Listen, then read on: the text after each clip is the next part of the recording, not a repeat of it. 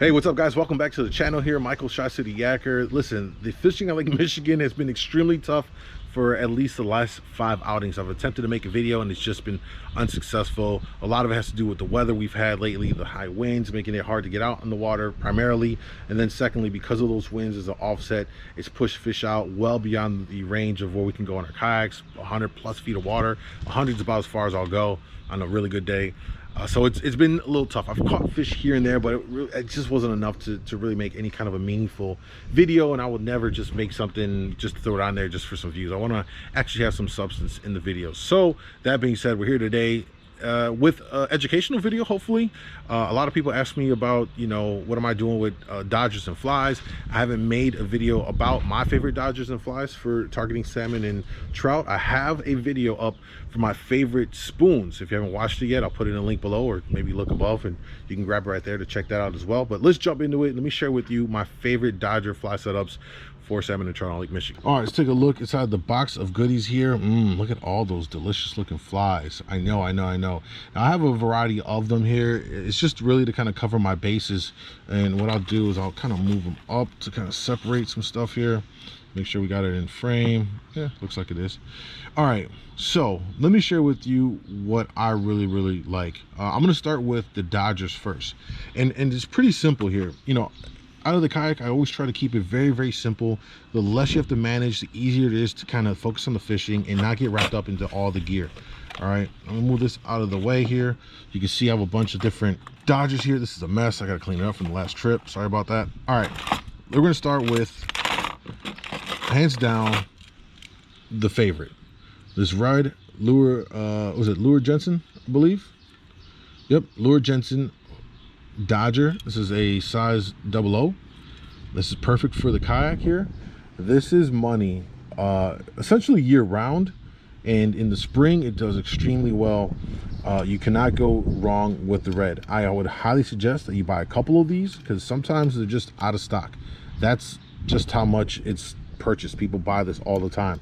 So you have this red lure Jensen 00 Dodger. This is money. This is on one of my rods 80% of the time when I'm targeting coho. All right, next, another lure Jensen Dodger here is I don't know if they call it, I call it clown. It could be called something different here, right? Still a 00 size, right? These are smaller. They have bigger dodgers, but I would recommend those being used in boats. These smaller ones seem to do really well for the kayak. It's less drag in the water, so it makes it easier for you, especially if you're pedaling or paddling. You don't want to have, you want to have the least amount of resistance in the water. So these 00 sizes are perfect for this, right? So you have this yellow with these orange kind of dots on it. Again, I call it clown. It could be called something different, but this is essential to have with you as well. Again, we have more red dodgers, if you can't tell, and orange. We'll get to orange here in a second. This is a different style and a different brand. I forgot who makes this. One of my buddies, Rob from Lake Michigan Angler, recommended these to me. I haven't tried them out just yet, but the idea here is that they're a slimmer profile. It has a different kind of curvature to it, so it spins, I believe, a little bit more aggressively in the water, and it's less drag because it's a smaller profile and thinner. Well, just smaller. It's not as wide. So I need to try these out, but these come highly recommended, so I thought I'd share it with you as well. There's an orange version of this, and finally, these dodgers right here. They call them a trash can. There's nothing special about these at all. They literally look like a trash can. Some may call it beer can. Trash can, beer can. The idea here is like, it's just this non-gloss, just silver looking thing, but these are really good for whatever reason with lake trout. So if you're targeting lake trout, put this down deep, put like a spin and glow on the back end, or a fly, or whatever the case may be, and Lakers, for whatever reason, are attracted to this. So there you go. The other dodger that I highly recommend here is going to be Spin Doctors. All right, this orange Spin Doctor here is money, so make sure you have one of these. What's different about this compared to, say, something like the Lure Jensen here, this one wobbles in the water, while the Spin Doctor does full rotations it'll fully rotate in the water. And so it just gives a different look, and it imparts a different kind of action to your flies connected to it than this does. And sometimes they may want the action off of this more than they want the action off of one of these Dodgers, and vice versa. So that's why it's important to switch them up, try them out, see what they're looking for that particular day. It could vary by color. You know, they may want the red instead of the yellow or the orange. They may want orange over red. They may want you know, the yellow with the dots. So fluctuate, change them up, and see what works best for you. Now let's get into the flies. Here we have some of my flies. I have others in bags that I haven't fully rigged out. These are the ones that are on here because I use them the most and they're my go-to. So I'm gonna share with you my absolute favorite. All right, this is the one that I have it on. In fact, it's on the Spin Doctor setup I just pulled up to show you. But this blue, I believe it's called Blue Poseidon right here. And you see it has blue with some gold strands and some green in it. This is such a good fly for me throughout the year. It just works. Something about that blue and that green, just, it works. So make sure you have something with this kind of color scheme here.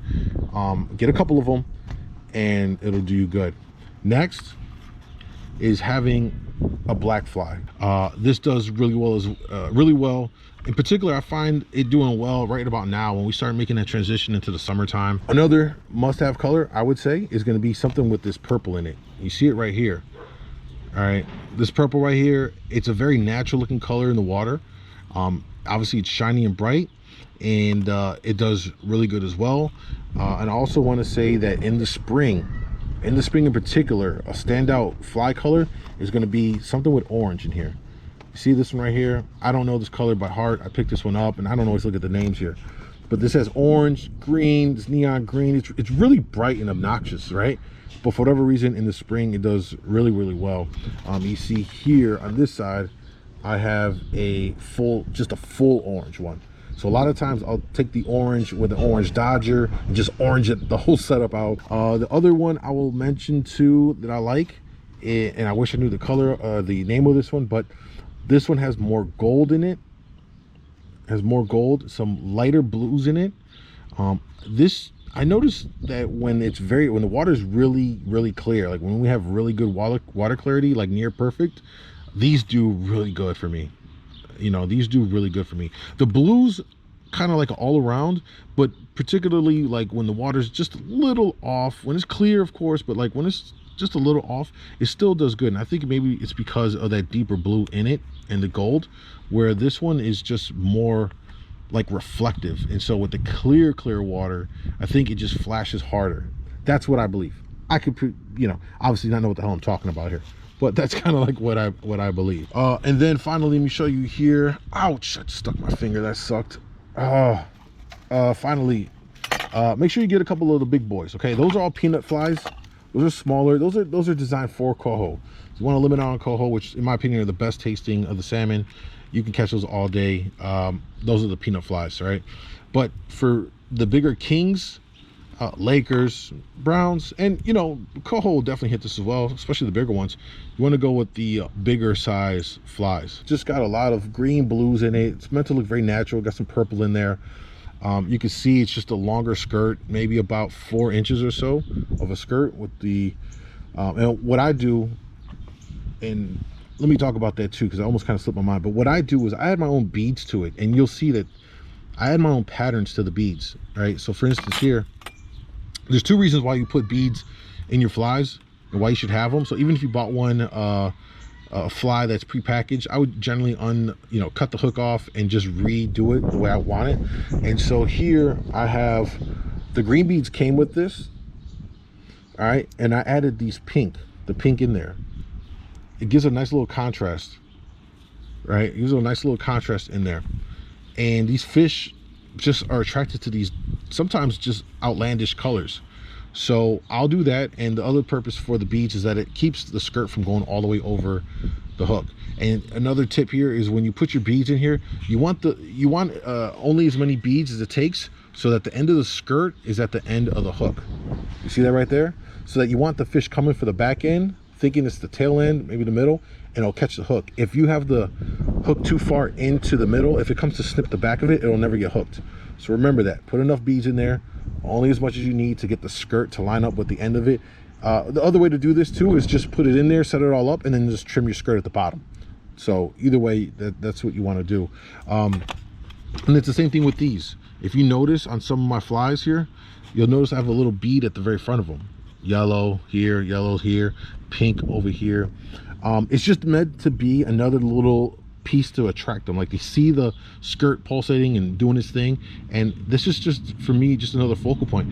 I get hit, it catches fish. I haven't had any issues, and it's just something that I believe adds a little something extra. Okay, there it is. Those are the flies that I absolutely have used all the time for my setups on Lake Michigan. You saw the Dodgers that I use. It's very simple. I don't have a whole ton. You go on boats and they got every color, style, shape, size, and that's great for a boat. But when you're on a kayak, you want to kind of be very efficient, as efficient as possible, and you don't really need a lot. You really don't need a lot. So I suggest trying those out and see how it works out for you. And of course, if you have any other questions about any of this, leave it in the comments below. And don't forget, if you want to join my Lake Michigan kayak fishing group, the link is below. It's a great resource for guys that are currently fishing Lake Michigan for salmon and trout. For those that want to get into it, it's a great resource, great community of people in there sharing information, reports, and growing, and you are all welcome to join. All right, peace, y'all.